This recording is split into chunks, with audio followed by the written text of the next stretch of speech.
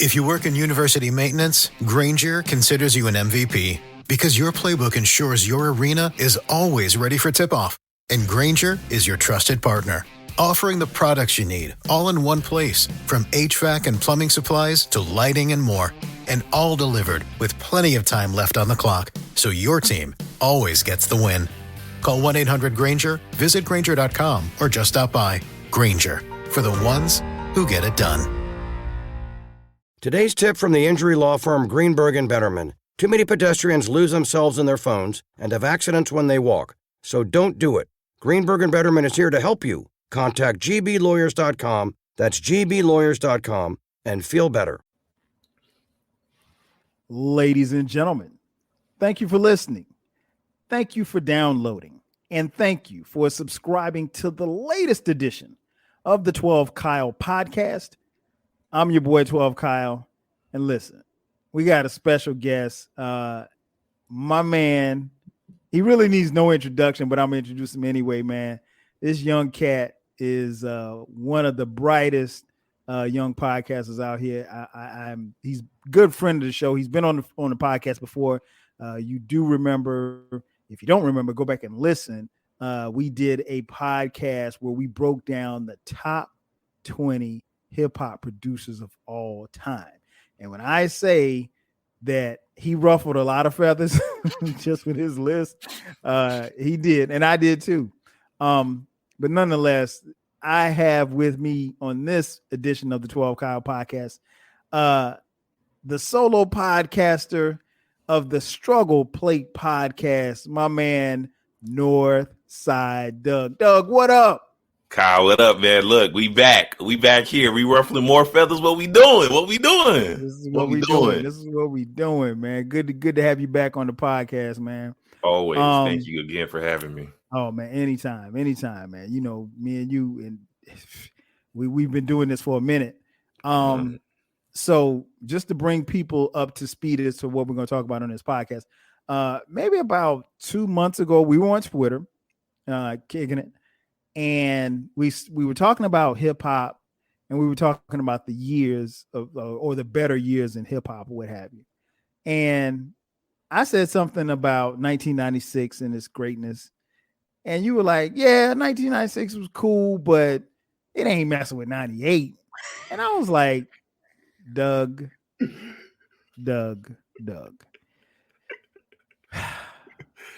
young buck, young fella, young man, young brother." You were clearly mistaken. So we went back and forth, and I said, well, hey, you know, if you want to come on the pod, you know, because Twitter is only 240 characters. There's not a lot of space for us to go back and forth and debate. So I said, well, hey, if you want to come on the podcast, we can get on my podcast and talk about it. He was like, all right, set it up. So, you know, a couple months passed, and here we are. And so what we're going to do a versus. So it's going to be 1996 represented by me and 1998 represented by Doug. And what we're going to do is we're going to do these songs, the best songs that we picked from those respective years. And we're going to do songs, and then we're going to do albums. So it's a versus battle. Anything you want to say before we get started, Doug? Hey, man, look, I'm going to just tell it to you like this, man. All right. Look, I know my shit. I know what I'm talking about, and I ain't scared. That's all I got to say. You know, and if I remember correctly, because Kyle, I remember us going back and forth on Twitter. And then I also remember first bringing it up when you were on my podcast, the Struggle Plate podcast. You know what I'm saying? And I just said, I'm a 98 guy. Kyle interrupted my whole train of thought. You know, he wanted to turn my end of the year show into a 98 versus 96 show. I'm like, hey. Yeah, that's what it was. That's right. You're right. It was the end of the year, end of the 2021 show. Yep. Yeah, you know, I have Kyle and the good homie Jay Boog, you know, on the shows, you know, for big milestone moments with a pie. And, you know, Kyle was just like, easy, young man, easy. And I was just like, hold on, old soul. All right. Hold on, old school. But now I'm ready, man. I'm ready. Okay, 98 was a great year for me. You know, that's all. Okay. You know, All right. We'll see. We'll just let the music do the talking. Yeah, we'll let the music do the talking. We'll let the music do the talking. So, how we're gonna go? Do you have yours? So we'll start with the songs, right? Mm-hmm. Do you have yours ranked, or you just got 10 random ass songs? I actually ranked them. Okay, perfect. So, what I want you to do with your songs, you start at 10. And then you give me your number 10, and I go to my number 10, and you give me your number 9, and we'll go like that all the way down with the songs. So without further ado, hey, let's get this versus cracking. Let's get it cracking. Hey. Am I going first? It's hey man, the guest always goes first. Thank you, sir. Thank you. I appreciate it. That's very kind of you. So coming in at number 10, Big Pun. A man who is in my top 5 with Still Not a Player. That's a pretty good song. Pretty good, to quote my man LD Larry David. Yeah, that's a dope joint, man. Big Pun is rest in peace, incredible MC. Yes. So yeah, I that's a great song. I have no beef with that. My number 10 comes from one of the greatest MCs ever to breathe on a mic. His name is Nas, and I'm going with The Message. Oh, number 10, The Message. Okay. All right. Okay, Kyle. We doing this. Mm-hmm. We doing this.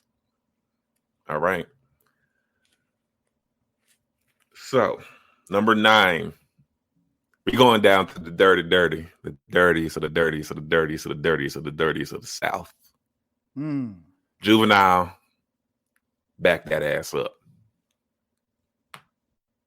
Now, you want to talk about a Southern anthem? Ratchet classic. Oh, no question. I mean, who doesn't know Cash Money Records making money, taking over in the 99 and the 2000s? Yeah, back that ass up. That's a jam. No beef there. For my number 9, I'm going to leave the South and take it up north. All the way live from 215. All the way live from 215. All the way live from 215. Ladies and gentlemen, my number 9 song, What They Do, by the legendary Roots Crew. What you got to say about that? I'm surprised you actually went Roots on me. You know, I thought we were doing top 10's best songs from 96. It's all right. It's all right. It's your choice. It's your choice. Pure banger. It's a fire song. I will not deny that. From a fire group. Oh man, I feel like I'm winning. I can't lie. You're not. I can't lie, man. I feel like I'm begging you over the heads with hits, but so I'm gonna keep going with hits, right? So number 8. If you want to stay up north, then let's just stay up north. All right, and let's go to a man who is a hit maker. He goes by the name of NORE, with the greatest posse cut of all time, banned from TV. What's up? That's a great joint. It's not the greatest posse cut, but it's see, look, you about to start another podcast. Look at you. I mean, come on, man. I mean, is it better than the symphony? Is it better than the scenario? No, it's not. Ooh. But I will say this. I mean, I fell asleep the minute you said symphony. I'm sorry. No, don't go to sleep because the symphony is why we're here. If there was no symphony, we wouldn't be here. Yeah, I love that joint, man. Love that joint. We kind of go. Me and some of my boys, we go back and forth about who had the better verse on that joint. I mean, when he said choking niggas like I'm Spreewell, I mean, like that was dope because that was an iconic line. That was right at the time where Spreewell had choked out PJ Carlissimo, the basketball coach for the Golden State Warriors at the time. Latrell Sprewell, basketball player. Great pick. Great pick. My number 8 pick. My number 8 pick, y'all, for the songs from 96 is a song that is a jam. And I'll be honest, I don't know all the words. And it's not that I don't know all the words because I'm just not cool, because I'm cool. But I don't know all the words because I don't know what the hell they saying. All I know is they said something about sipping on my red dye. I didn't know what on my red dye was, but this is it. Lucchini falling from the sky. Yes, I am talking about Camp Lowe's Lucchini. This is it. That's my number 8 song. That's a great song, by the way. I just want to point that out. It is a great song. It is a timeless song. It ages perfectly so well. Did you know that beat was made for Hove? Did you know that? No, I didn't know that. Yeah, fun fact. I wonder what he passed on it for. He just passed on it. Yeah, just passed on it. You know, we hear these stories all the times about artists passing up on beats and whatnot. So let me guess, was that produced by Ski? I believe so. I can look it up.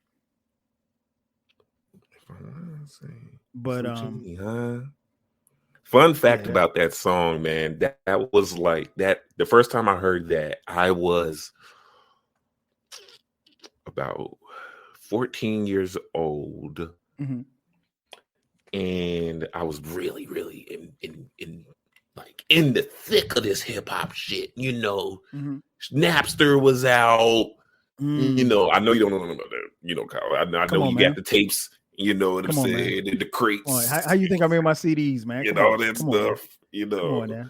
And I remember hearing that beat, and I had some homeboys who rapped, and they had that beat on loop for like an hour, just doing a whole cipher over that shit. And I was like, I wasn't rapping. I wasn't spitting. You know, I was like, ooh, y'all got that.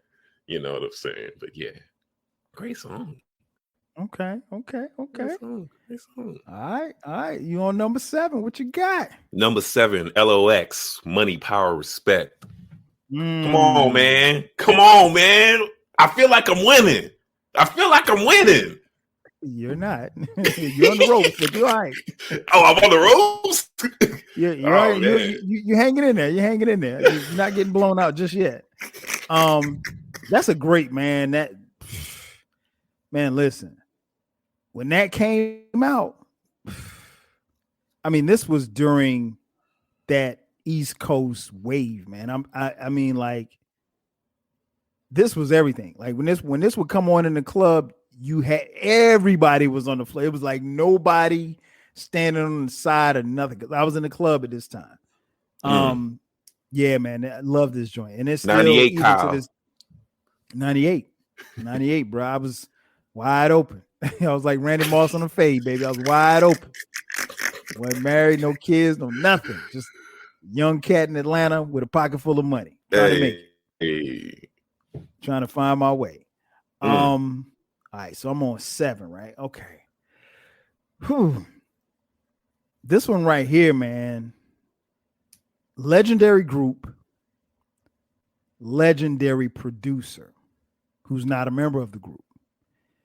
Number 7 comes from De La Soul, and the song Stakes is High.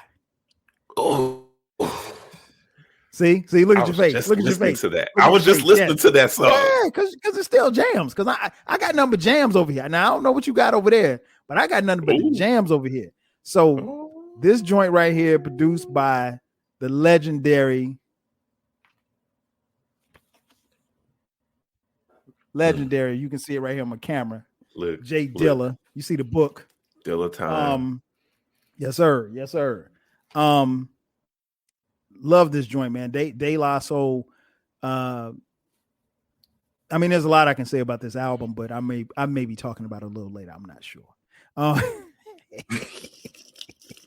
But yeah, this joint is still cold to this day. So yeah, that's my number 7. Oh man, Kyle, I could go so many ways, right? Because you see, I was ready for you. You got plenty of ways you can go, but you better go the right way. Oh, because I love Stakes is High, right? I know you do. I was, and I'm not even gonna lie to y'all. You know, for those who haven't heard me before, you know, I'm a 30-year-old young man. You know what I'm saying? I just got hip to De La about 3 or 4 years ago. You know, but one group that I was always hip to, you know, that people like Kyle, Sean, Kill, you know, all my 40 plus and up crowd. You know what I'm saying? These guys were superheroes to y'all, and they go by the name of Public Enemy. Okay. Hey. And the song that I got is He Got Game. Come on, man. Come on. What are we doing here? All right. I'm surprised that this made your list. You see. I'm surprised. The reason why is because the soundtrack, right? From the movie He Got Game. He Got Game, right? It was the first Denzel movie that I remember watching. And you didn't see Malcolm X? It's the first one I remember. I forgot. Ladies and gentlemen, Doug he's young. I was about to say 98. I was 7 years old. Okay, so there you go. And I just remember 98, I was outside. Yeah, exactly. You were outside. I was too busy sneaking around. You was inside. Trying to figure out why Ray Allen is, you know, blowing the back out of these white girls in a college dorm, you know, on TV. I didn't understand what was going on. But then once I heard the song, it was just like, oh man, this is infectious. And it's Public Enemy at the end of the day. Right? It is PE at their finest. Mm-hmm. And like, it's one of those songs that I always listen to walking to school. Okay. You know? That's cool. In college, by the way, I just want to point that out there. I know, right. Kyle, you've been listening to it, you know, when you got the Cracker Jack box, you know what I'm saying? Then you pulled it out the little CD, hey, you know. Man, listen. Yeah, that joint, man, it was well placed in the movie. I'm a little, like I said, I'm surprised you picked that one. I know it's probably on the rest of your list. I'm surprised that this made the list, but that's cool. It's cool. That's a good pull, I guess. Yeah, I'm surprised. I just can't wait to see yours. Oh, yeah. Honestly. Oh, you gonna see it? Because I really feel like I'm with it. But you know, I digress.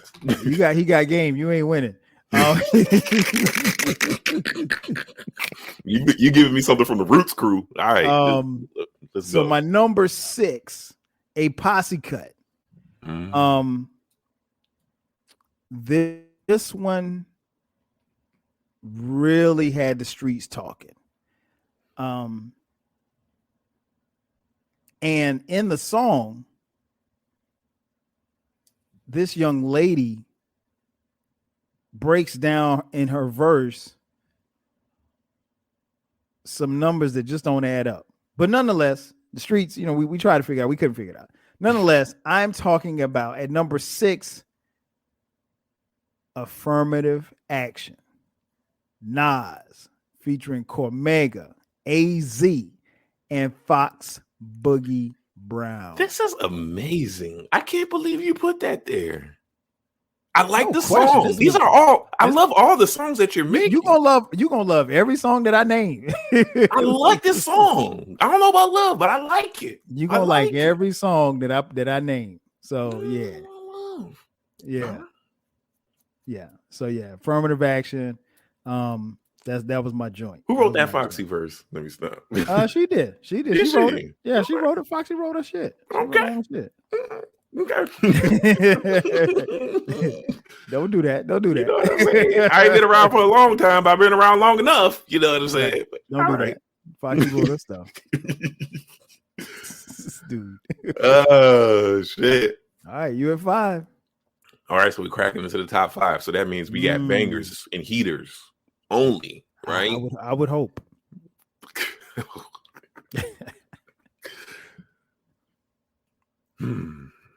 Number 5. This is the song that. What can I say about this song?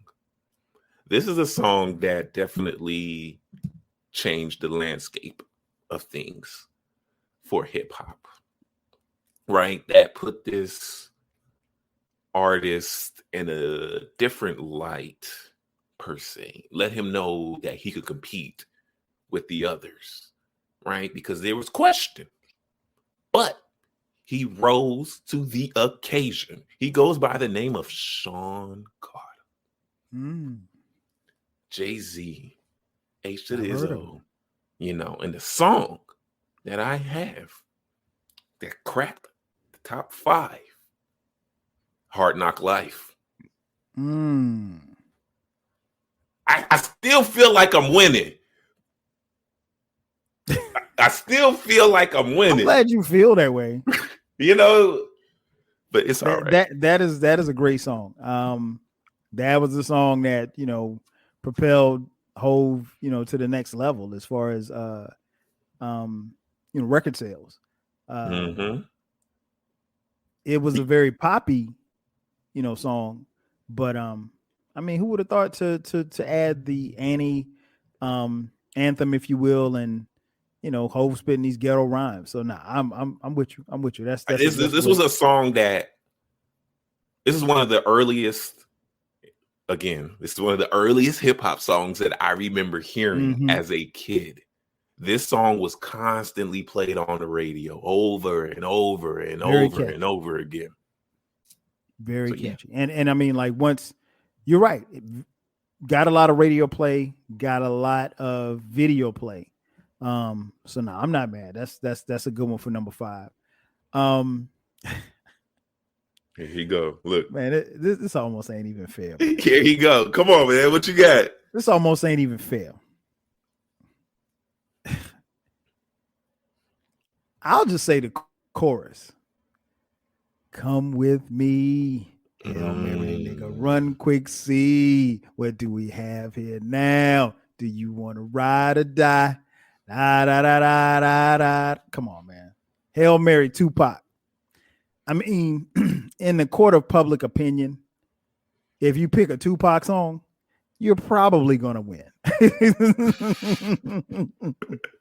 That's not why I picked the song. It's a dope ass song, but Tupac, 1996, obviously the last year that he was, you know, on this earth, he gave us a lot of smoke, man. I mean, like, he was one of the biggest rap stars, period.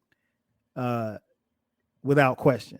And this song right here, even to this day, still knocks and people still jam to it. So yeah, my number 5, Hail Mary, Tupac.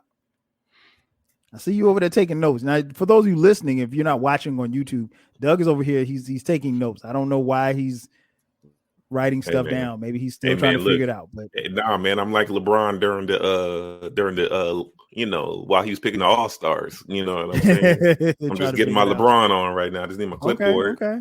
You know what I'm saying? You know, if you don't have it together by now, I don't know if you will. Oh no, I got it, young sir. Right, let's not get it twisted. You at 4. Let's not get it twisted, because at 4, right, we're doing legends at this point. Like, if they're not automatic legends, then what are we even here for? You know what I'm saying? If we're not doing legends, if we're not doing bona fide hits and bona fide classics, then why are we here? You know, because this song was also catchy. But it bended genres, right? Because we're bending genres at this point, Kyle. We're bending. Are we or are you? No, we are. You may not feel like you're a part of the collective right now, but we are bending genres at this point.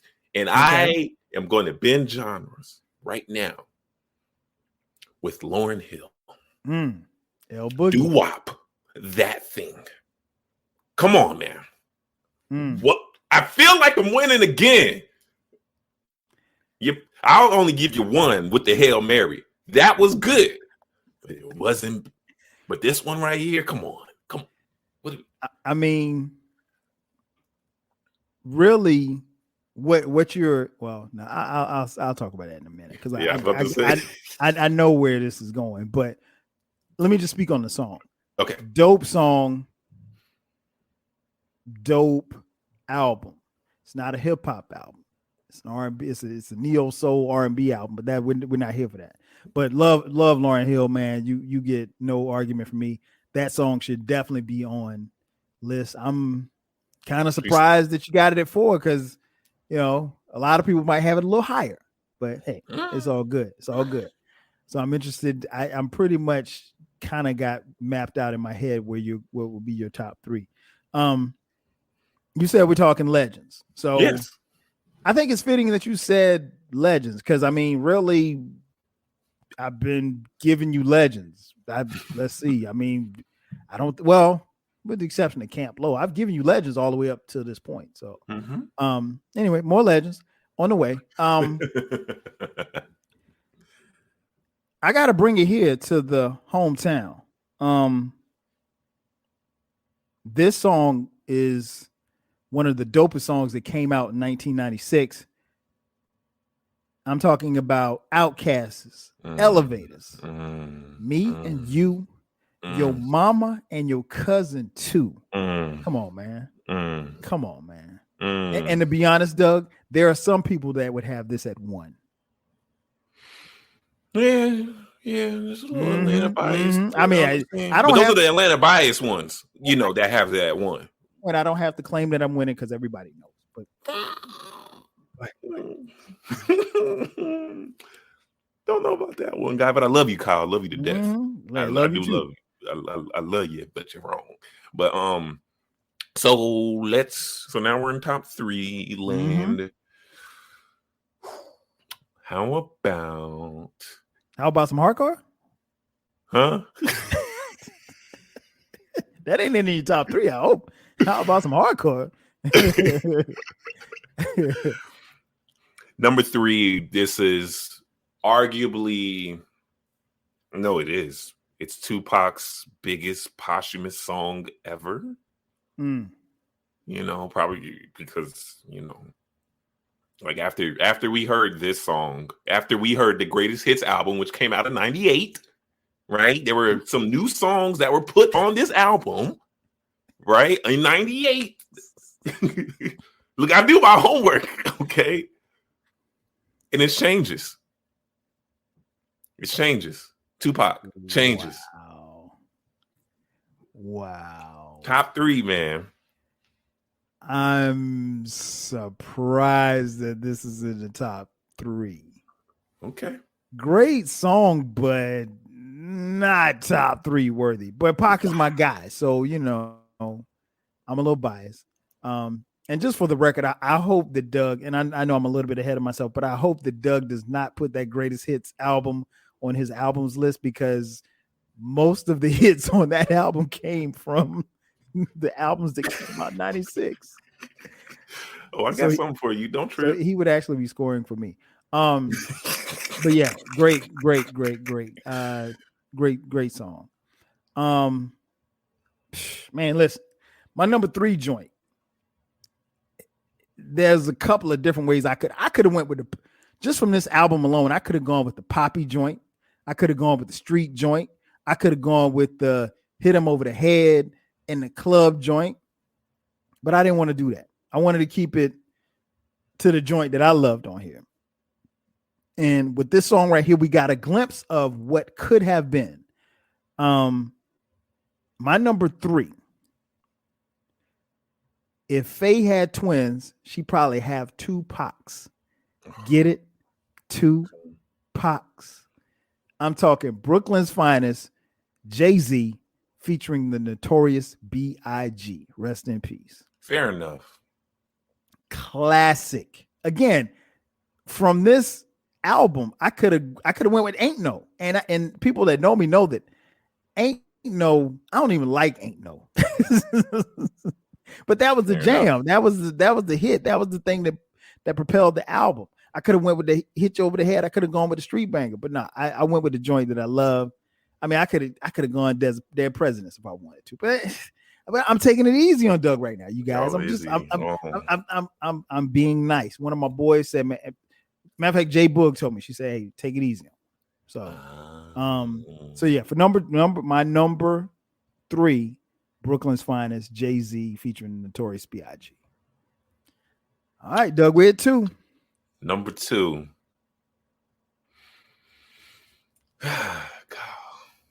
It's funny, right? Because it's like you think you're making headway, but I just don't know what's going on. Maybe, by the time when my eyesight, gets a little blurry when I'm your age or something, I can see what it is that you're seeing right now because I see that I'm winning at this point. You know what I'm saying? So, therefore, top 2. The 2 men, we have an impeccable voice and arguably the greatest producer of all time. Gangstar, Moments of Truth. Come on, man. Come on. Did you say Moments of Truth? Yeah, that's my shit. Yeah. Mm-hmm. Let's go with number 1. I mean.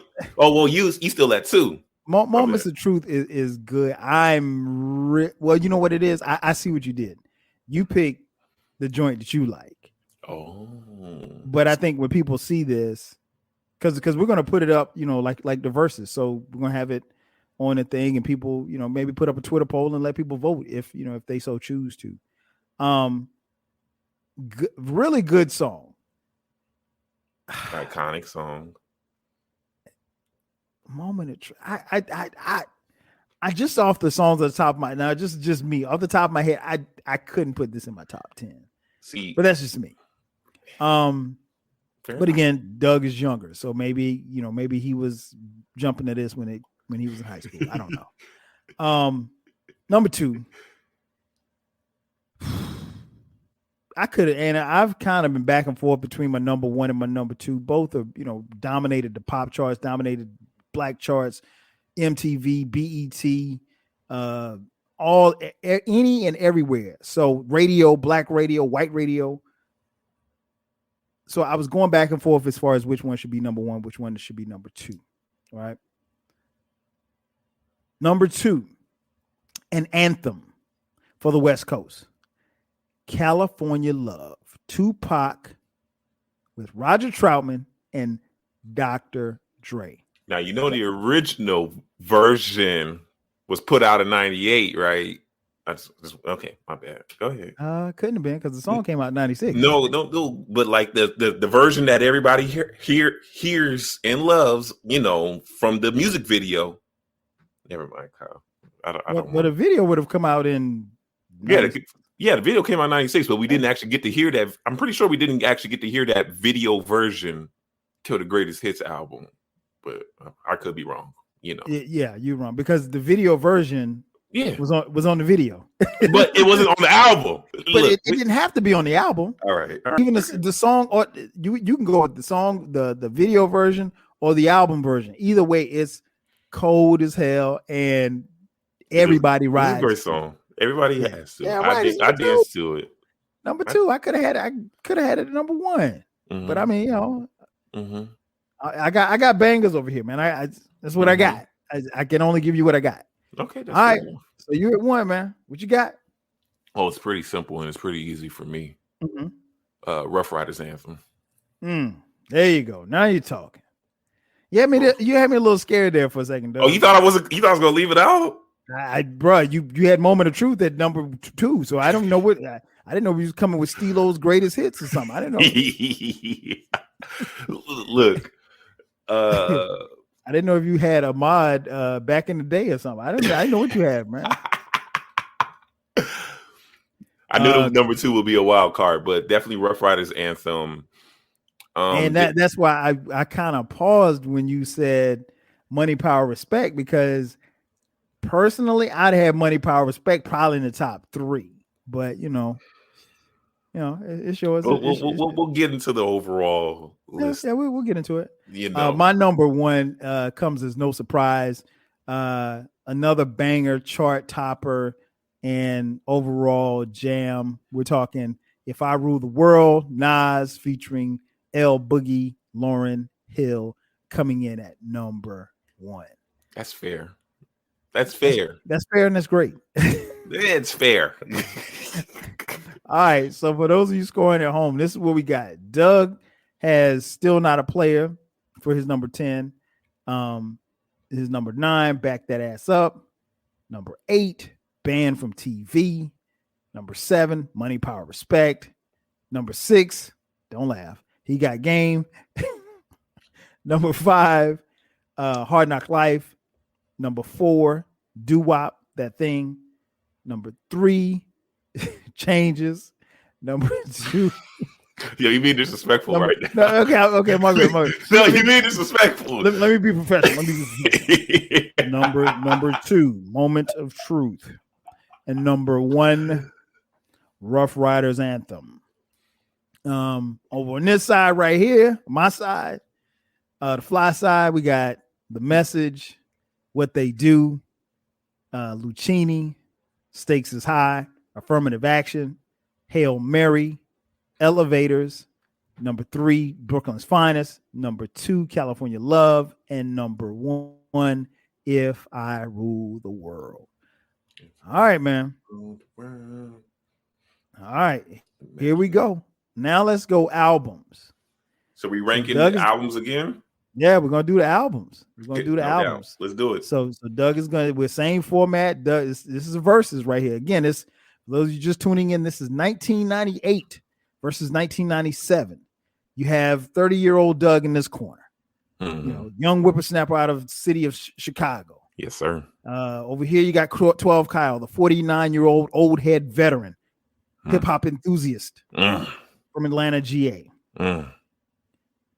New school versus old school. Young Thundercat versus old head. I'm interested because here's my theory on, and you didn't really prove my theory with your songs, but I think 98's albums are extremely top heavy. And so I think at probably 5 or 6, you're going to run out of gas. Wherein I think mine 98 is just banger after banger after banger after banger. Just, when you try to bob and weave, it just bang you again. You know what I'm saying? But hey, this is why we do it. Okay, so same format. Start with number 10, and we're gonna break it down. So what you got at number 10 album from 1998? It's funny that you said it's top heavy, but I'll let that slide. Because it's true. Okay. Number 10. Juvenile, 400 Degrees. I mean, like, back that ass up. Ha. Welcome to the Nolia. Like, let's be real for a second, though. Everybody knows that Juvie was the man before, like, Wayne had to, like, take the crown from him once Juvie started running out of gas, you know. Let's just be real for a second. There was a point where he was the hottest rapper. Oh, no question. Out of the crew. Yeah, definitely. Out of the crew. You know, and like, you know, all my folks from down south, some would say that he was the hottest rapper in the game. I wouldn't say that. But... I'm not gonna go that far. He was hot. He was hot though. He was hot. He was hot. He was everywhere. You know what I'm saying? And it was because of people like Outkast is what helped Juvenile, be recognized up in New York, which was very hard to do at that time. Thanks. But 400 Degrees, come on now. Yeah, that was a dope album. I bought that myself. Wide open. You get no argument from me. Oh yeah, it was wide open. I was riding down 285 bumping that joint. Yeah, it was and really I think that album helped nationally, especially regionally first and then nationally, put the Cash Money sound on notice for everybody. Put it on the map. And at that time, Master P and No Limit, their sound was kind of everywhere. And once Manny Fresh hit and Juvenile hit with this album, it really catapulted, Cash Money into another level. And subsequently, I think, gave a huge blow to their, homeboys from the same city in No Limit. So good pick, Douglas. You're off to a good start. Number 10 for me. Wow. What can I say? She was one of the hottest rappers, period, in 1996. Male or female. And she had bars and she wrote her own raps and she was just dope as hell. I am talking about the debut album from Fox Brown. Fox Boogie Brown. I'm talking Il Nana. Man, listen. When I tell you, when that joint came out, everybody had it. Okay. Everybody had it. So I wasn't outside. You weren't outside. No, these albums. Now, most of these albums you may not even heard of because you were. Oh, now you being disrespectful. see, now you sounded like the old niggas in the barbershop. You was in the house watching after school special, so it's no fault of yours. I mean, your parents just hadn't had sex yet. That's okay. But we do give your parents credit because your dad, introduced you to hip hop because he thought he didn't want you to become an Eminem fan. You said you liked Eminem, and he was determined that you wasn't going to be. Yeah, the white folks done robbed us from all of our kind of music, and I'll be damned if I. Yes, I know. Yeah, great story. I crack up every time I hear that story. What you got at number 9? Number 9, which, by the way, I want to say, I could throw Pac's greatest hits on there, but I ain't gonna do that. You'd probably lose because more than half of his. Because you got to remember, Doug. Right. That it was only like his. It was only like three new songs. Yeah, 3 new songs. It was changes. So you would basically qualify him on 3 new songs because the rest of those songs on the album had already been out, and a lot of them came from the album that I'm gonna name. Yeah, I know. We know. It better be in there. Lord Jesus, I hope you would put it in there. All right. So number 9, let's go with Gangstar, Moment of Truth. Back to Gangstar, huh?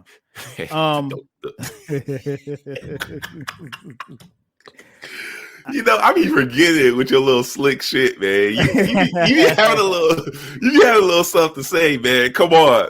My skis. Moment of Truth. Yes. Robin Hood Theory. Above the Clouds. Above the Clouds. Crazy. I love that album, man. I'm just messing with you. I love that album. It's I'm trying to think where I rank it. It's one of my favorite Gangstar albums. And that thing got a lot of play. Like I'm interested to see, and I'm pretty sure, knowing you the way that I know you,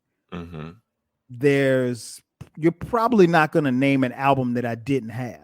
So I don't think you come in whack. Your albums won't be as strong, but I don't think you come in whack. Now I'll let you know if you pick an album that I didn't have. Okay. And if you pick an album I didn't have, then that might mean you're whack. Come on now. All right, my number 9.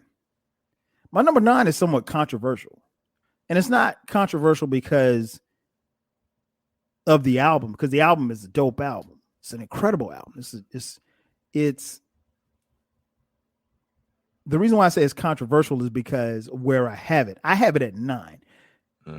I know a lot of people, and this just shows you the depth of 1996, because I have it at 9, and I know a lot of people who would have it at 1. Okay. I'm talking about the aforementioned All Eyes on Me by Tupac. I have it this low because I love these other albums better than I love this album, and I love this album. And I've said it before, and I'll say it again because it's worth repeating on this podcast. All Eyes on Me, I think the mistake that they made was they made it a double CD. I agree.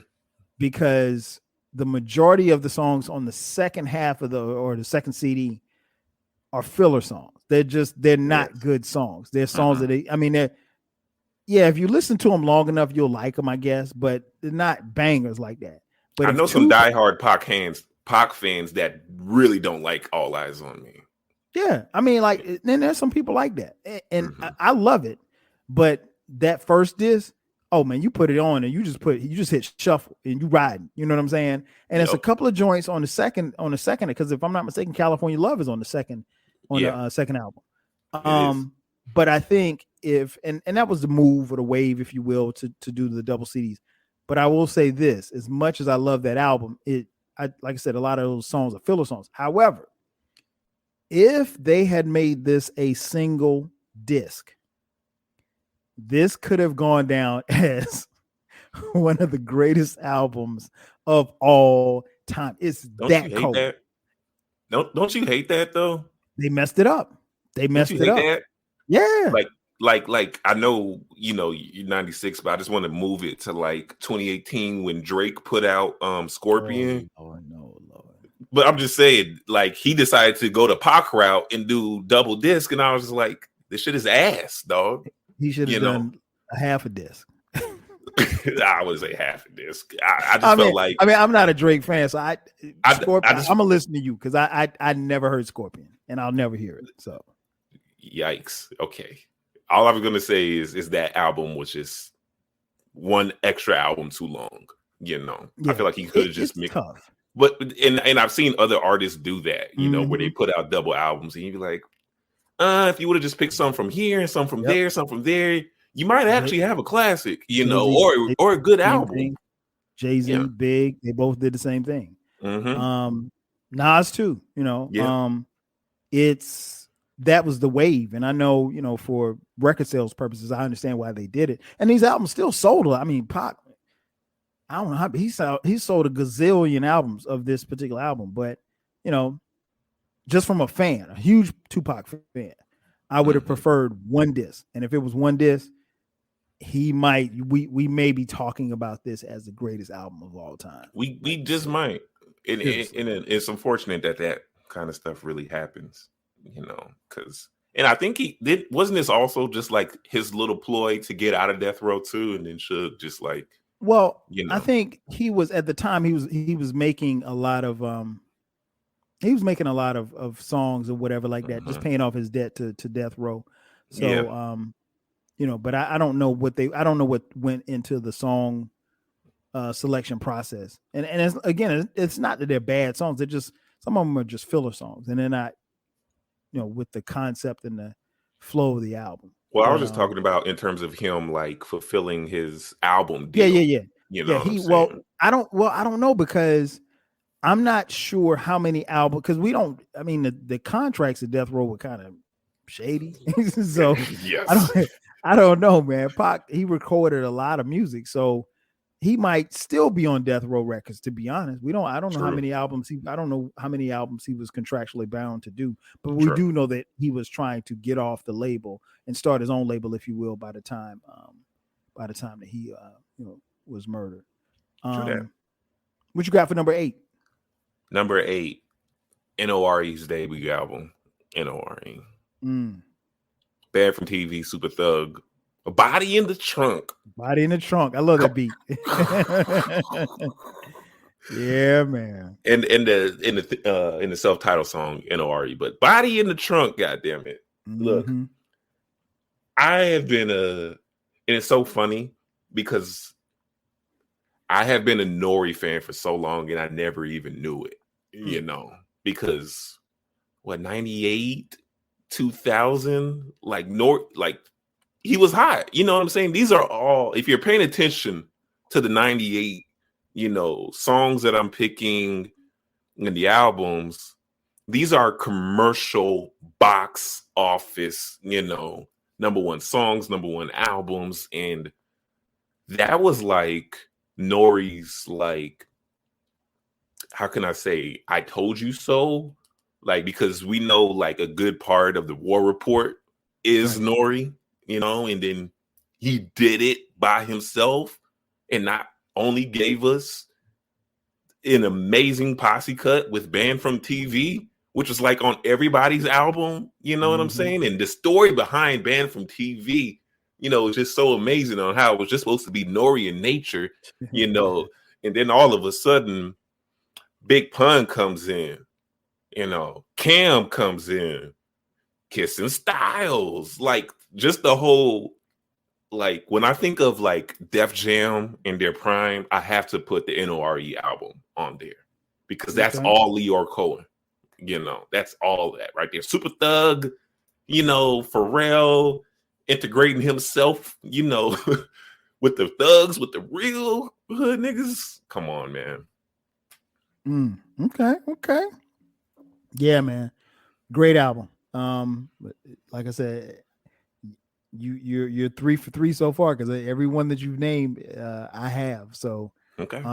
Yeah, you hadn't come whack yet. They're not the strongest albums I've named, but hey, you're on your way. You're on your way. You're not winning. You're not winning. Okay. All right. My number 8. Got to take it to Shaolin. Wu-Tang Clan. Tiger style. We are talking about one of the dopest solo projects to come out of the Wu camp. Arguably the best solo album from Ghostface Killah. Yes, I'm talking about none other than 1996's Iron Man. I knew you was going to pick that. Listen, I knew you was going to pick that. If you weren't outside, you don't understand. That album was everything to everybody. I know people who didn't even like Wu-Tang that was rocking to Iron Man. Man, listen, cold ass album. Love it. Still bump it to this day. Actually, I love this. I love everything about Ghost. He's my favorite member in the Wu. Sometimes it goes between, you know, Ray. It just it's like a coin flip, you know. It's so funny. Controversial opinion. I love Supreme Clientele. Dope. Crazy dope. Like, are we going to talk? Like, there's going to be, nobody's really had the conversation on how Supreme Clientele gave Wu-Tang an extra breath, you know, some more legs before it eventually died out. But that goddamn Iron Man. Yeah, man. Daytona 500, I played it like over and over and over and over and over and over again. I played that. What's let me see. Hold on. You got me pulling up. Oh God, Fish. Yeah, Cam-A. Come on, man. I mean, I don't have to, you know, the thing about it is, Doug, I don't even, and I like that you're doing this. You're naming the songs out there.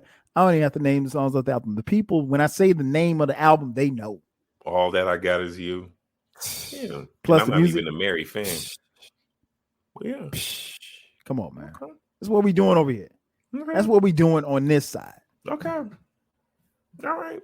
All right. You're at where you at? 6? 7. Yeah, no, 7. You're at 7.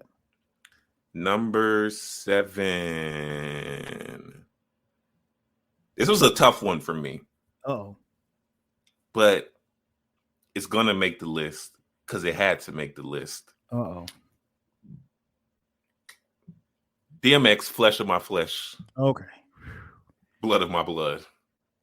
What do you think? Who do you think I am, Kyle?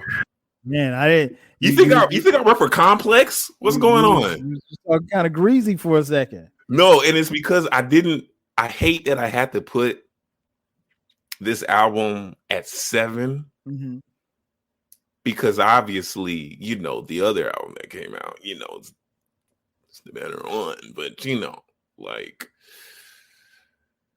I love X. He's literally a part of every single. He's literally one of the reasons on why I am into hip hop. Point blank. Period. While Kyle was doing the nasty, to DMX songs. Okay, I was trying to figure out why was this man barking like a dog at 7 years old, and why were the beats so goddamn loud? Okay, I tell this story all the time on my pod. Okay, on how my introduction to DMX was when my cousin from Brooklyn stayed with us for a summer, and we all went to a church function. Came back,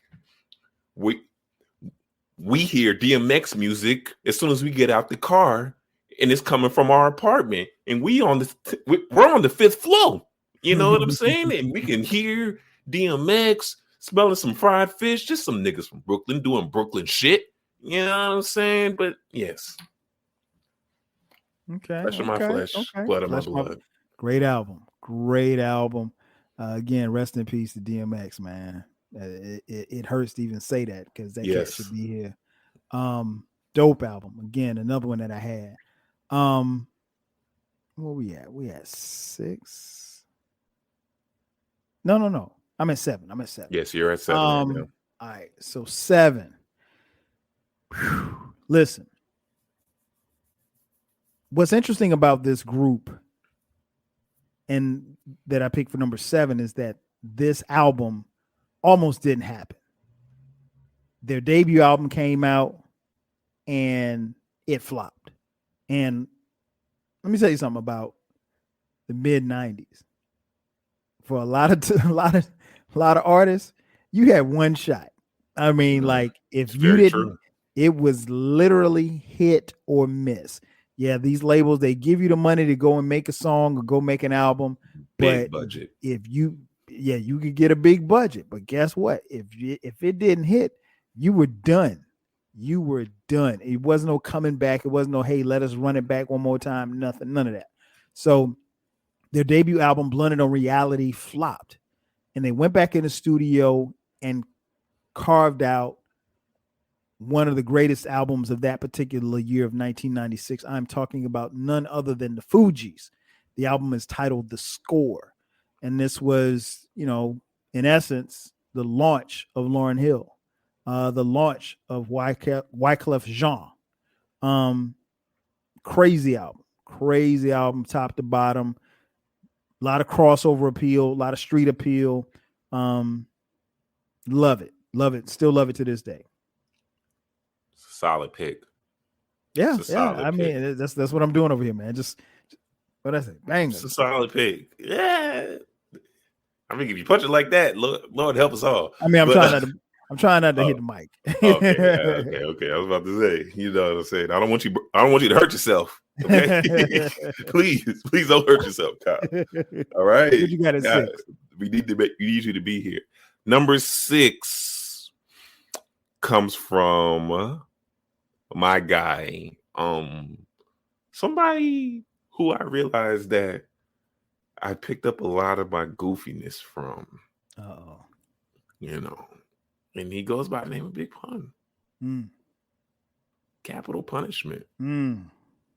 I mean, like, what more can you say about this album? Again, I feel bad that it's not in my top 5 because Pun is literally in my top 5 because of Capital Punishment. And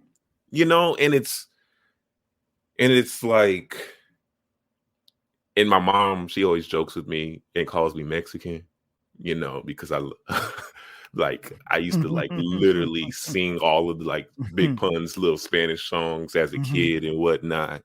And, we grew up in the Mexican neighborhood and whatnot. If you don't know, in Chicago, It's literally white, black, and then on the South side, it's nothing but black folks. Okay. Mm-hmm. And I ain't grew up on the South side. Okay. I grew up around Mexicans. Okay. And we playing big pun all the time. All right. And literally a flow that cannot be imitated or mimicked to this day. Because this is the era that we're living right now. It's so scary because everybody's literally biting each other's flows. And last time I checked, you get canceled for that shit in the 90s. Last time I checked, Kyle, you could correct me if I'm wrong. Facts. Correct me if I'm wrong. Not even canceled. You might get beat up. Straight up. Straight up. Yeah. But they couldn't duplicate his flow, his style. This album was like so powerful. And as a kid, I always would play this song on the boombox when moms and dad would take away the TV from me. That's how my love of hip hop started. Literally recording Big Pun songs on cassette, secret, in disguise with the lights off. That's how real my shit is, man. Hey, man. So, that's hip hop heads. We got to find a way. You know what I'm saying? Yes, sir. Great pick. Great album. I still got the CD here in my house, man. That joint is crazy. Rest in peace to Big Pun too. And I just remember like listening to it, and I was thinking, okay, well he's Fat Joe's guy. He should be okay. And then when I heard it, I was like, this is crazy. Like I forgot all about Fat Joe. literally. Let me see. All right, so it's 6. I'm going to surprise some people with 6 because really, if you look at my list from 7 on down, I could make a case for all of them being number 1. That's just how dope 96 is. And there are going to be a strong faction of people that would say that about 96, that each of these albums that I'm going to pick, maybe with the exception of 1, but from 7 on down, could be number 1. But my number 6 is the sophomore album from one of the greatest MCs to ever live. It Was Written by Nas. Here's the funny thing. For as dope and as crazy as Illmatic is, I've actually run across people who think that It Was Written was better. It's the wildest shit I've ever heard. I mean, but you know what? I at first I couldn't believe that.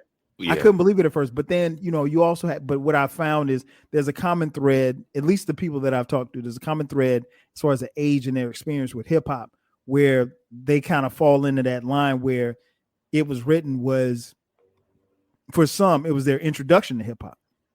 So if It Was Written was your introduction to hip hop, just personally, I still would have gone back and probably fallen in love with Illmatic, but they think that Illmatic, It Was Written was better. So I ain't gonna argue with you about your favorites. But nonetheless, crazy album. Wasn't the sophomore jinx. Honestly, for some hip hop heads, it pissed them off because it was more commercial than Illmatic was. They were expecting like an Illmatic 2, but incredible album from Nas. You can't go wrong with Illmatic or It Was Written, but It Was Written, one of the greatest albums of 1996, hands down. Fair enough.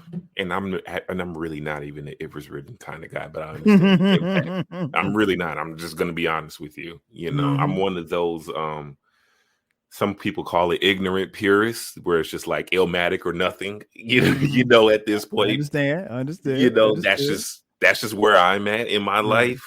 I've grown to accept It Was Written, but it's always Illmatic or nothing for me. This album would not have cracked my top 10 if I was doing 96, if I'm just being honest. But maybe 10. It would be in a fighting spot for 10. Yes. Yeah. It would be in a fighting spot for 10. It would. I'm not even going to lie to you. Most Def and Talib Kweli, Black Star. There you go. Now you're talking. We in the top 5 land now. Yes. Top come 5. on. You gotta bring some smoke. So yeah, I like that smoke right there. Most Def. Love that joint. Talib, 1, like 2, 3. literally. Most Def and Talib Kweli. Like they were a part of an era of hip hop. They represented for the people who were tired of hearing the gangster shit. Long story short, let's just say that and end it right there. You know, facts. That's it. Yeah, man. Banger. I mean, like that one was a for me. It was a fresh breath into hip hop, and it was something that we needed because hip hop by the time '98 rolled around was going in a different direction. So yeah, there's nothing bad I can say about that album, man. I love it. My number 5.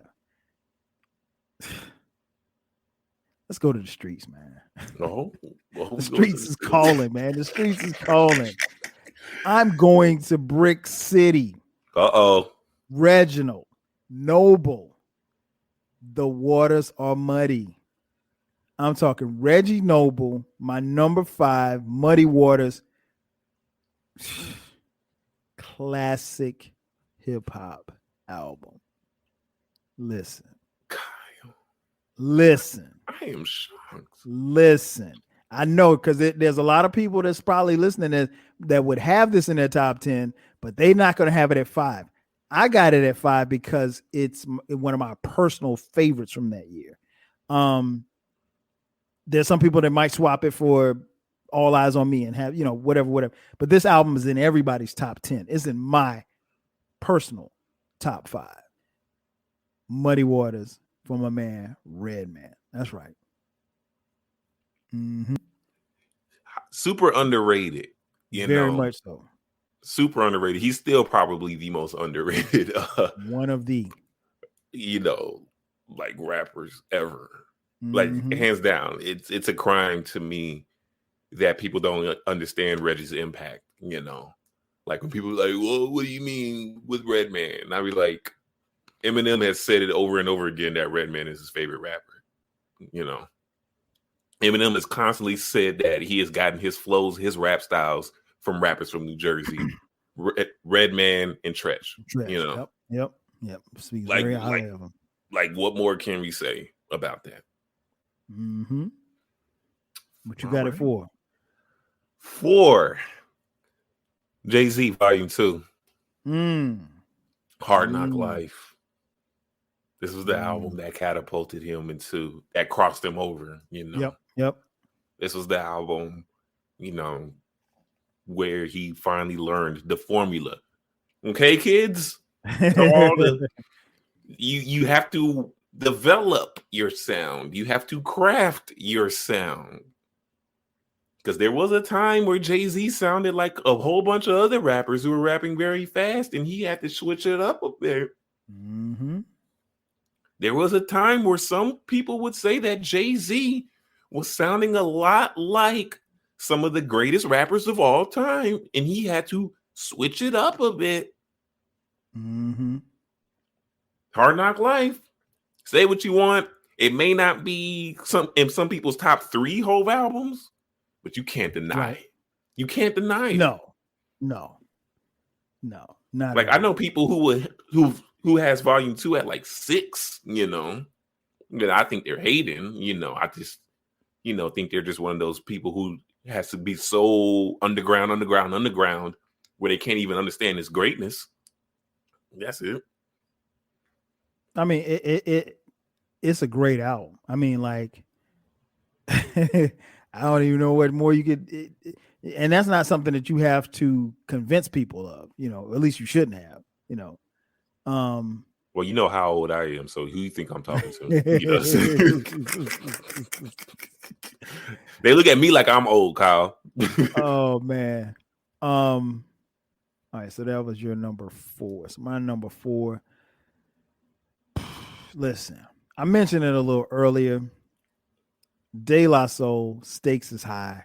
Wow. Listen. This album is so cold that it don't even make any sense, man. This album for De La Soul was pivotal because it came at a pivotal part of their career. But I can make a case that it's just as good or as their best album. I mean, like, this album was incredible. The production was incredible. Skits, obviously the bars. Yeah, man, I never get tired of listening to this album. Again, another classic, I think. Stakes is High, De La Soul, man, number 4. It was a full album. It's one of those albums that you can consider a full album with the skits, the rhymes, the comedy, the beat selection. Dilla. That's all you got to say. Hey, that's all nothing else needs to be said. That's it. So I'm not even mad at it. We'll talk once we're done with this list, because I still want this. I still want these 3 albums on streaming, but that's another combo. Yeah, I know, right? All right, so you're at 3, man. Top 3. What you got? This was very hard for me. It's not hard. No, it was very hard for me. It was very hard. I'm listening. It was very hard for me.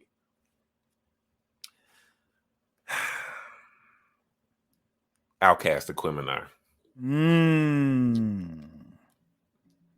That's where you slipped up, Doug. Nah. That's where you slipped up. Nah, man. It shouldn't be number 3. But man. It's got it. This is a hard pick. It was hard for me to sit it at 3. I'm an ATLiens guy. I'm sorry. I'm sorry. I'm ATLiens all the way through. Okay. The only reason, like, Skewed on the Barbecue is my top 3 Raekwon features of all time. I was at the video. The Art of Storytelling. Rosa Parks. Spotty Yachty. Yeah, it's gotta go at 3, man. Okay. It's gotta go at 3. I'm a little partial because I actually sat in on a studio session. Got a chance to meet Dre and Big Boy, so I'm a little partial, but yeah, love that album, man. Love that album. But great album. It's a classic. It's still a classic. No question. 5 mics in the source. Come on now. Come on. Pull up my number 3, you just mentioned it. ATLiens. Come on, man. I mean, it's and I've done a podcast on this. We've go back about this. Yeah, we talked about it. People go back and forth about which one was better, ATLiens or Aquemini. The answer is Aquemini. Wow. But for this discussion, my number 3 from 96, ATLiens, man. Love. I mean, and I mentioned it to my man Matt. Shout out to Matt B. When we did the podcast about it, like, it's to the point, especially over the last 5 years, like, when I listen to these albums, because I listen to these albums often. When I listen to them back to back. Like, I don't ever listen to one and don't listen to the other. It's always 1, 2, 2, 1, like that. So, and that's not the hometown bias or anything like that. I mean, this is a cold ass album, Southern classic, man. So yeah, I'm rolling with ATLiens for my number 3. All right, man. We're at 2. We're going back. We're at 2, and we're going back to the dog. Okay. We're going back to the dog. I couldn't have put the dog at 2, but I hear you. Look at him. It ain't your pick, nigga. All right. Number 2, DMX. It's dark and hell is high. 1 mil. 1 mil. Okay. A milli.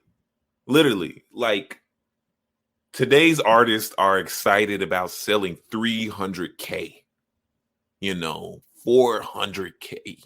700K. Some will call that a classic these days. Right. But when you sell it Come on, man. When you were selling the number of units that DMX was selling in 1998, what are we fucking talking about here? What are we talking about? What are we talking about? Literally, all of his classics sits on that album. 90% of those. How's it going down? That's my shit, man. How's it going down? That's my shit. Like, literally. And I'm just naming, like, the singles that everybody knows. Rough Riders Anthem. Get at me, dog. Stop being greedy. Niggas have started some. Listen. Man, that album it still rolls, man. I mean, like you put it on and you just ride to it. You don't even have to. You just press play. That's it. And and these are albums that you will never hear. No. Again, no. You know what I'm saying in terms of like this style. Is his debut album. Debut. I know, and please believe, like for most of us, we had never heard of this dude before. Never. I mean, there was some hip hop heads that did. Personally, when this album came out, I didn't know who this dude was, but I know he was bad as hell. I was like, yo, who is this? Man, listen. When I say people forget, and I had to remind some people when DMX did his verses with Snoop, was it last year? Mm-hmm. There was a point in time where DMX ran hip hop. Yes. And even on the Hard Knock Life tour. Yes. And Jay-Z's admitted this publicly. Yes. There's a reason why DMX went on last. Yes. Jay-Z was like, I can't follow that up. This dude got the crowd jumping 1 minute. The next minute he's in prayer. The next minute he's crying, and everybody, you got 20,000 people crying, thugs. And he's like, I can't compete with that. He's like, I got to go on before him. He's like, because he needs to go last because nobody can follow that up. And those are his exact words.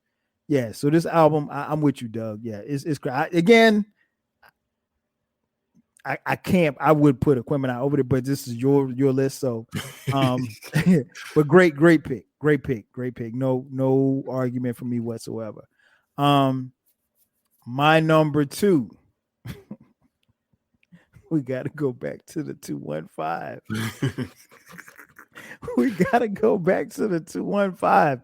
The legendary Roots crew, Illadelph Half-Life. Listen. Again, a personal favorite. I was just listening to this.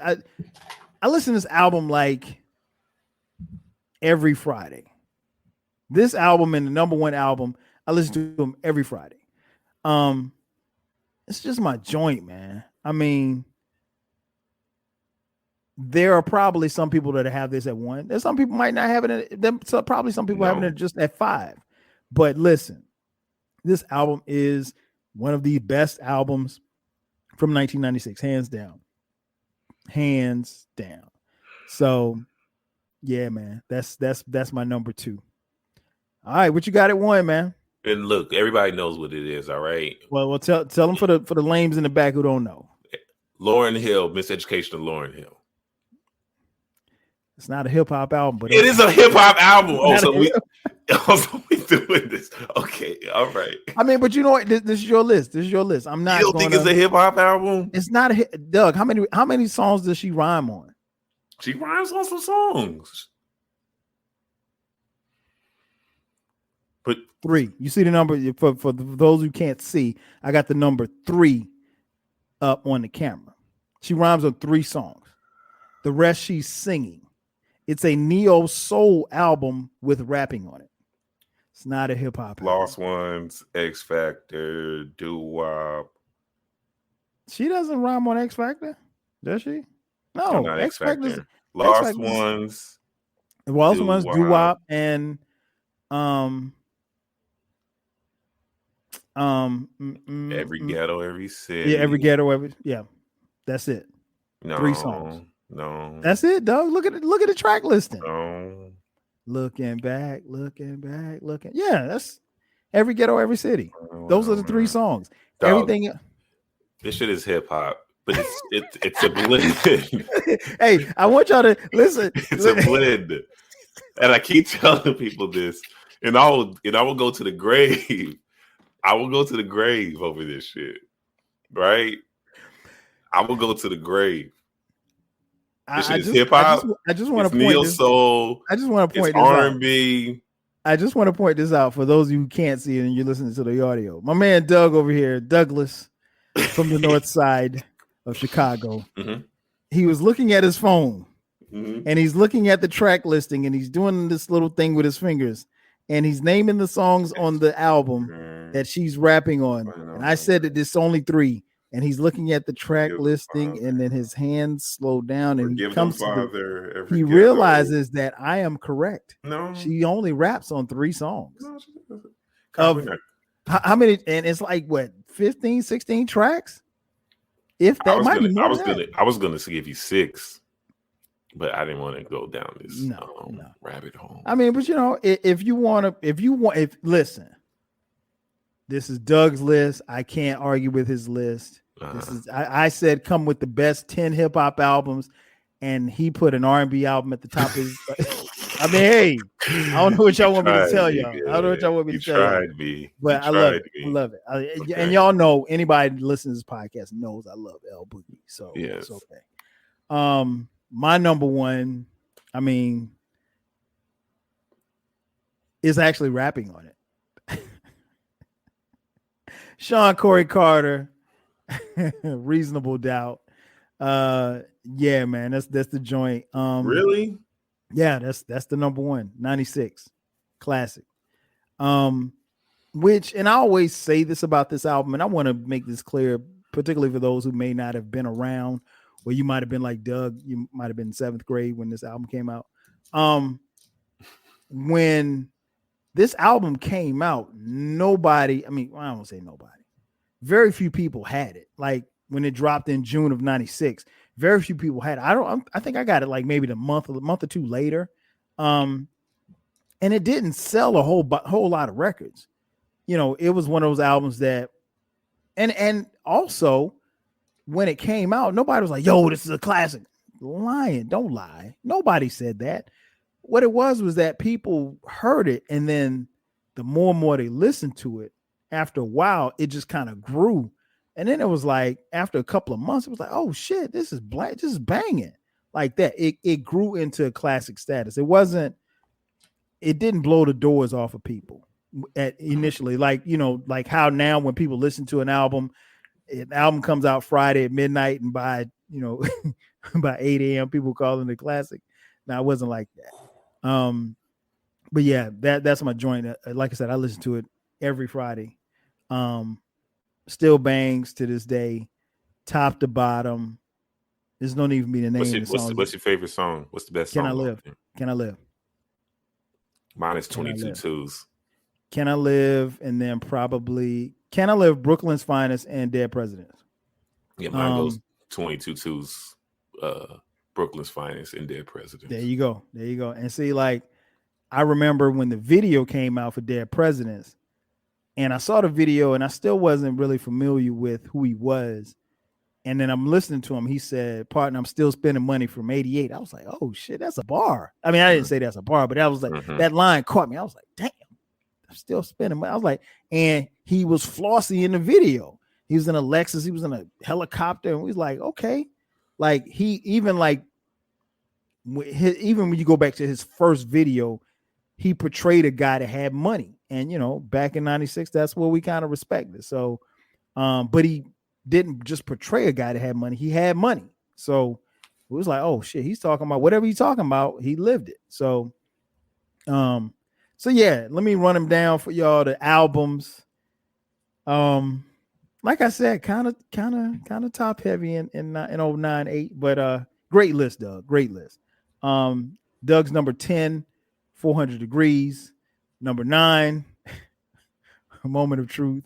Number 8, Nori. Number 7, Flesh of My Flesh, Blood of My Blood. Number 6, Capital Punishment. Number 5, Black Star. Number 6, Volume 2 from Jay-Z. Number 3, Aquemini.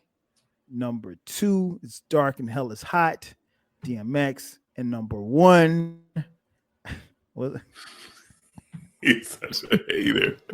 If she's rapping on the album, it's a hip hop album, and I don't want to hear anything else from all y'all. The Miseducation of something. The Miseducation of Lauryn Hill. If she's rapping on the album, it's a hip hop album. Okay, yeah, but if Jay-Z has 3 songs on Hard Knock Life where he's playing a banjo, is it a country album? What? That's a terrible. That's a Hard Knock Life for us. It's a Hard Knock Life for us. Terrible comparison. So let me give y'all the hip hop side of things. Number 10, Il Nana, Foxy Brown. Number 9, All Eyes on Me, Tupac Amaru Shakur. Number 8, Ghost Face Killer, Iron Man. Number 7, The Score, Fugees. Number 6, It Was Written by Nas. Number 5, Muddy Waters by Reginald Noble, Redman. Number 4, Stakes is High, De La Soul. Number 3, Outkast, ATLiens. Number 2, Illadelph, Half-Life by The Roots. And number 1, Reasonable Doubt by Jay-Z. All right, so there it is. Before we get out of here, Doug, is there anything that you want to say to the people? You know, you want to defend your list. You want to critique my list. Oh, I ain't gotta explain nothing to none of y'all niggas. You know, first and foremost, I'll just say it right there. If you want to, come holler at me and ask for smoke, you know what I'm saying? Just type in at NorthSide Doug on Twitter and Instagram. Niggas know where I'm at. I'm really shocked that you left out hardcore. Lil' Kim? Yeah. Nah, it couldn't make my, and I didn't. I liked it. I didn't love that album though. I didn't love it. I thought it was decent, but I didn't love it because I was always into Fox, man. I really wasn't into Kim like that. I thought Kim was okay. I mean, if she came on, I wasn't going to turn it off, but I wasn't into hardcore like that. A lot of people, when I give them my top, because my top 10 for 96 hasn't changed. People mention The Shining. Mm-hmm. That didn't make the cut. I couldn't find room for it. But The Shining was a cold ass album. I mean, like it's some right on the outside of 10 that's right there. I would have swapped Kim for Foxy. Yeah, see, if you like Foxy, I mean, if you like Kim, yeah, you probably would have. I just feel like that album just had more. It wasn't a better album though. Honestly, it wasn't.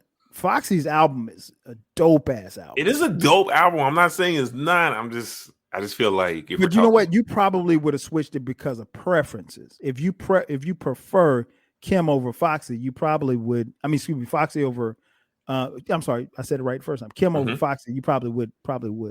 That and then also Impact. I just feel like hardcore just had a bigger impact, but yeah, they're about the same to be honest. Yeah, from what I can remember. I'm not mad at Foxy because I really do rock with her, and then I really thought you were going to put ATLiens at number 1. This is very shocking. Nah. It wasn't gonna make number 1. I keep forgetting that you're more Aquemini, than ATLiens. So that makes way more sense. I thought when I looked at your list, I think, like I said, it's a really good list, really good, and I think 96. Again, 96 is better than 98. But I think that the problem with 98 is like what I mentioned earlier. It's not that the albums are bad. These are really good albums. They're just top heavy. Like I said, if you start at 1, if you want to count 1, if you start at 1 and then come down, you start running out of gas at and I probably would have put Flesh of My Flesh probably would have been in my top 5. But yeah, Nori, Moment of Truth, and Juvenile. And again, they're not bad albums, but they don't have the same like my last 6, 7, 8, 9, 10. They don't have that. Again, dope albums though. Not taking anything away.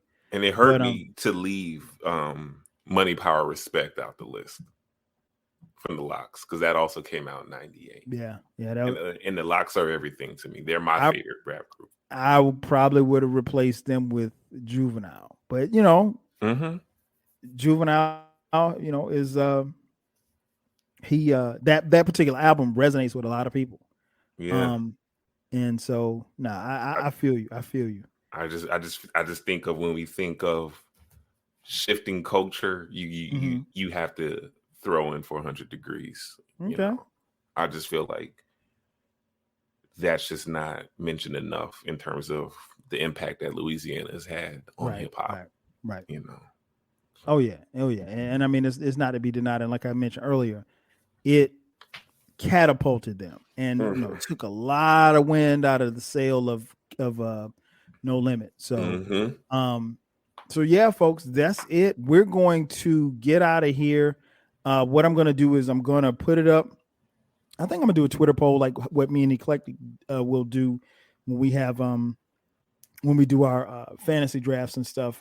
Shout out to my boy E. And you know, you guys can decide, you know, if you think his list is better than mine, or if you think my list is better than his. But before we get out of here, most importantly, Doug, tell the people where they can find you, where they can check out your podcast, where they can hit you up on social media. Yeah. So again, Kyle, I do appreciate you for for sure, allowing me to come on to your platform, you know, while you disrespect me, but it's all good. You know what I'm saying? We let things slide. We family, you know what I'm saying? No hard feelings at all. But yeah, man, you can follow me, Doug, on Twitter and Instagram at NorthSide Doug. I am the one and only host of the Struggle Play podcast. Every Monday, I break down songs that embodies an artist's passion, pleasure, and pain. So songs that I've broken down, let's say, for example, I've broken down songs from Her. You know, I do R&B songs. I've done songs like Damage, Hard Place. I've done some Jay-Z songs, you know, Can I Live? I've done some Nas songs, you know, any and every single thing that embodies struggle into a song, I break it down. But then I also craft an entire episode around it, you know, and I've had Kyle on the show several times. You know, we've broken down Elevators, you know, with the homie J Book. We've broken down Danger from Erykah Badu. You know what I'm saying? We've done Ready or Not from the Fugees. You know, that was my end of the year wrap up show. What album was that on? Ready or Not? What album was that? And you can also follow the Struggle Play podcast on Instagram and Twitter as well, at the Struggle Play podcast on Instagram, Twitter struggle_play. And then there's also a Patreon page as well, guys. Exclusive content, you know, brand new episodes that you might not have heard. It's just like a little $5, you know what I'm saying? You know, just support, you know, help along the way. I'm into dope shit. All right, I'm a little younger, but I know my shit. All right, Kanye West, you know, I've done multiple Kanye West songs. I've done multiple J. Cole songs. I've done multiple Wu-Tang Clan songs. And, you know, Kyle, he so happened to indulge. And sometimes I put the little old school head on, you know, a little something. You know what I'm saying? He'd be like, oh, who's that? You know, who's that young man? You know? But yeah, man, that's what I'm into. So yes, please, you know, the podcast is everywhere. Anywhere, Spotify, iTunes, SoundCloud, Google, you name it, is there, man. But yeah, thank you again, Kyle, for having me on this show. Man, anytime, man. You like, I mean, it's this podcast was like, you know, the OG bringing the young boy along and, you know, just tapping him up a little bit, just tapping him up, just schooling just a little bit, you know. And I really got the feeling that, you know, at some point in time that there's somebody listening to this podcast that's younger than us, that, you know, a couple of years from now, you'll be doing the same thing, bringing them on your podcast and tapping them up and schooling them a little bit. But yeah, make sure y'all check out and subscribe to the Struggle Play podcast. As Doug mentioned, I've been on there before. a few times, and this will not be the last time that he'll be on this podcast, because we love to get on here and talk hip hop, and smart brother. Anybody knows it. It just ain't. I'm not just gonna have any old body on here. You gotta know what you're talking about. And given the fact that he's young, I respect his opinion. And even when I disagree, I still see the value in it. But yeah, make sure you guys subscribe, check his podcast out, follow him on social media. Make sure that if you haven't done so already, maybe this is your first time listening, make sure that you subscribe to this podcast, the 12 Kyle podcast. We have a new episode that drops every Thursday at midnight without fail. The podcast is on all major platforms. You can find it anywhere you get podcasts. From time to time, we will be dropping bonus episodes on Sundays at midnight as well. Also, there's a YouTube channel where you can see this video if you like, or if you don't want to listen to the audio. Go to youtube.com/ spell it out TWELVEKYLE, youtube.com / 12 Kyle. That's going to do it for us. So for my man, Northside Doug, I'm your boy 12 Kyle. This has been the latest edition of the 12 Kyle episode called 96 versus 98. That's going to do it for us. We'll catch you guys next time. 5Gs. Maybe you recognize this voice. Andy Betterman here of the injury law firm Greenberg & Betterman. For over 35 years, we've been helping people in the DMV with auto accidents and medical malpractice. Get a free consultation by visiting gblawyers.com and feel better.